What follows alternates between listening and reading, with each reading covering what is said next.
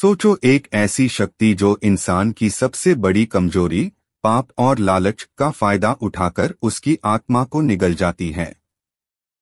ये कहानी है ईशेत की, एक भयानक औरत जैसी शक्ति जो जूविश मिस्टिसिज्म में पाई जाती है। कहा जाता है कि ईशेत का रूप सुंदरता और भयानकता का संगम है। वो एक आकर्षक के रूप में दिखाई देती है, लेकिन उसके अंदर छुपी है एक आत्मा खाने वाली शक्ति। उसकी खूबसूरती एक जाल है और उसका स्पर्श मौत का ऐलान। जूविश मिस्टिसिज्म में ईशेत को क्लिफोथ की एक डेमोनिस कहा जाता है। वो जगह जो इम्प्योरिटी, डार्कनेस और पापों की ऊर्जा से भरी है। कुछ ग्रंथों में यूज ईशेत जेन्युनिम कहा गया है, जो काम वासना, पाप और भ्रष्टाचार की देवी है। ईशेत की सबसे बड़ी शक्ति है इंसान के अंदर के डिजायर्स और ग्रीड को जगना। जब इंसान इन पापों में फंस जाता है, ईशेत उसकी आत्मा को अपने जाल में लपेटकर खा जाती है। कहा जाता है कि उसकी भूख कभी खत्म नहीं होती। वो हमेशा नई आत्माओं की तलाश में रहती है।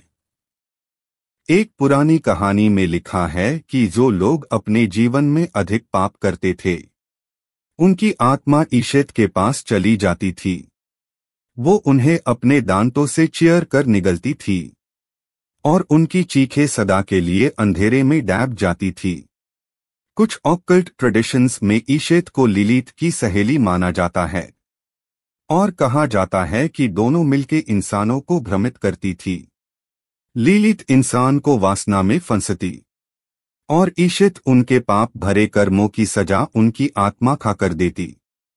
दरअसल ईशेत सिर्फ एक डीमन नहीं है, वो एक प्रतीक है इंसान के अंदर के पाप का।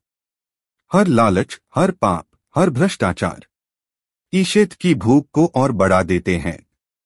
सोचो, अगर आज भी आप अपने पापों में डूब जाओ, तो शायद आपकी आत्मा भी उसके पेट में जगह बना ले और वहां से वापस लौटना कभी मुमकिन नहीं होता। ये थी कहानी ईशेत द सोल डिवारर डेमोनिस की, जो हमेशा छुपकर इंसान की सबसे बड़ी कमजोरी का इंतजार करती है।